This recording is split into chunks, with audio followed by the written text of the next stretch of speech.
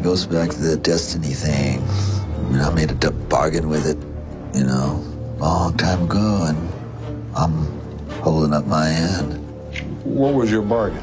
To get where I am now. Should I ask who you made the bargain with? with you know, with the chief commander. On this earth? And on this earth, and then in a world we can't see. L'association entre Satan et l'art musical est l'un des archétypes les plus persistants de notre culture. Une idée populaire, souvent citée, voudrait que Lucifer était l'ange de la musique avant sa chute. Si cette notion est basée sur une interprétation extensive du livre d'Ézéchiel, qui mentionne des tambourins et des flûtes, elle souligne une nécessité culturelle bien plus profonde. Si la musique sacrée élève l'âme, alors sa déchéance doit être incarnée par le musicien céleste le plus doué. Pendant des siècles, le talent musical, la dissonance et même certains instruments ont été vus comme des cadeaux ou des malédictions du malin. Des églises médiévales au carrefour du Mississippi, bienvenue dans la petite histoire fusionnelle du diable et de la musique.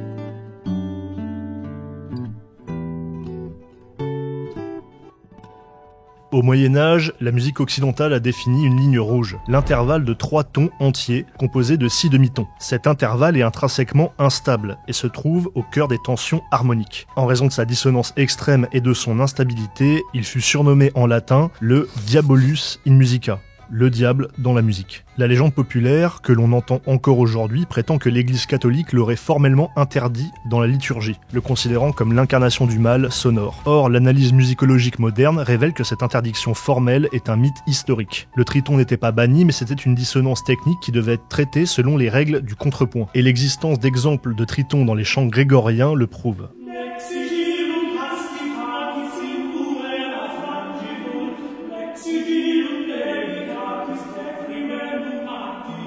Et pour la petite anecdote, bang l'émission, cette prétendue interdiction par l'église nous vient des Black Sabbath, qui, en l'utilisant pour un riff de leur titre Black Sabbath, a cimenté l'idée du Diabolus in musica comme l'accord du mal dans toute la culture du rock et du métal. Mais ça, on y reviendra un peu plus tard.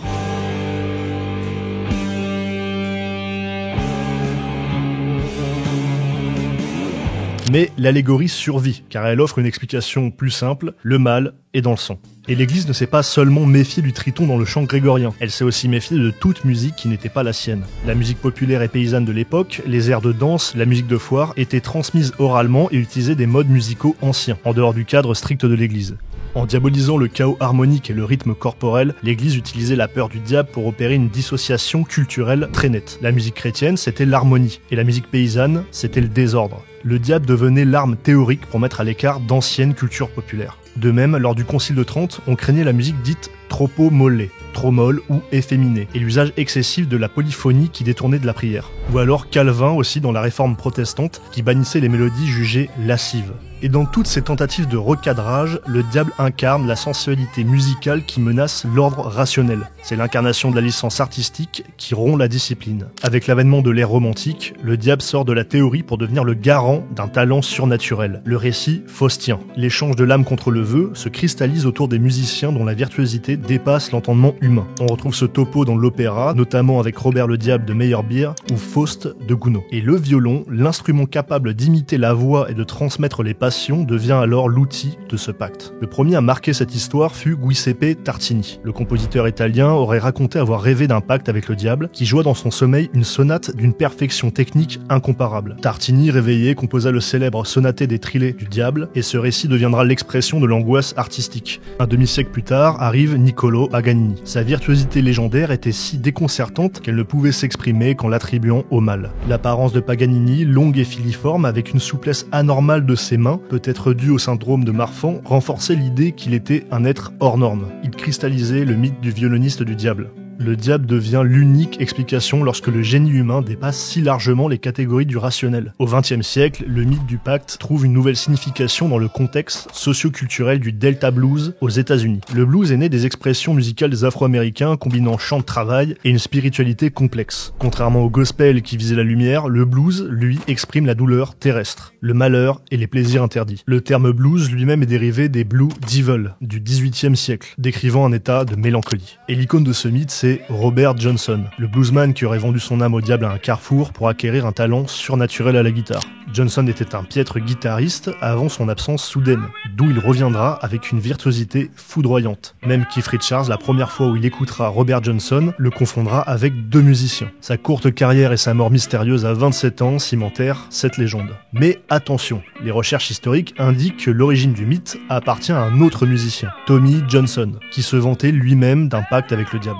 L'attribution à Robert Johnson résulte d'une confusion amplifiée par les journalistes. Par contre, ce qui est réel, c'est la symbolique. Le carrefour, c'est le lieu de la transition. Pour Johnson, cela pourrait désigner le chemin menant à la maison de son mentor, Ike Zimmerman, où il s'entraînait intensivement la nuit près d'un cimetière. Ce passage initiatique d'amateur à maître a été transformé par la culture populaire en une rencontre démoniaque. Dans le contexte de la ségrégation du Delta, le diable devient un agent de l'automatisation symbolique. Le génie d'un musicien noir marginalisé ne pouvait pas être le fruit du seul labeur. Il devait provenir d'une source d'autorité en dehors du système dominant. Dans la seconde moitié du XXe siècle, le diable sort du mythe personnel pour devenir une icône culturelle de la rébellion et de la subversion, et totalement exploité par l'industrie musicale. Le triton, l'intervalle maudit, est devenu un style central dans le rock et le metal pour générer une sonorité agressive étendue. Et on le retrouvera dans des riffs célèbres comme celui de Purple Haze de Jimi Hendrix. À cette époque, le diable sert de provocation. Dès les Rolling Stones, en 68, avec Sympathy for the Devil, l'imagerie démoniaque est utilisée comme un rejet des tabous.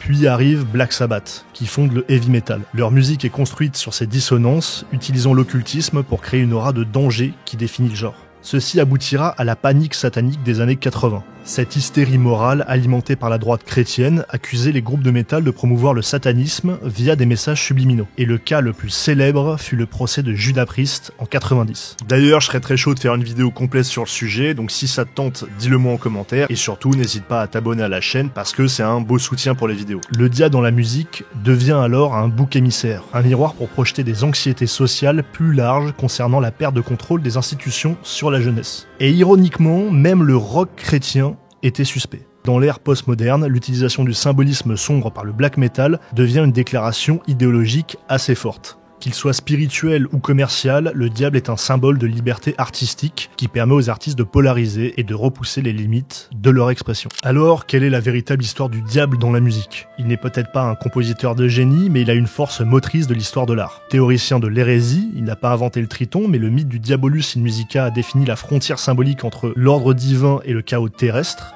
Le garant de la virtuosité, à travers les légendes de Tartini et de Paganini, il est l'explication ultime au génie qui dépasse les normes humaines, pour finir en symbole de la transgression. Dans le blues et le metal, il est l'icône de la rébellion, le moyen d'affirmer une liberté artistique et émotionnelle totale en dehors des règles morales établies. Mais si l'on regarde au-delà de la légende, si Tartini, Paganini ou Robert Johnson n'avaient pas vendu leur âme, mais avaient simplement fait preuve d'une intensité de travail si démentielle que personne ne pouvait y croire. Le diable n'est alors plus un faiseur de pactes, mais l'allégorie de l'excellence humaine poussée à l'extrême. Il est l'ombre projetée par ceux qui ont consacré leur vie à atteindre un niveau technique et expressif que la plupart d'entre nous pensaient tout simplement impossible. Et c'est peut-être cela, la vraie puissance de la musique du diable, nous confronter à ce que nous ne pouvons pas atteindre, non pas même avec un pacte, mais simplement avec le travail acharné.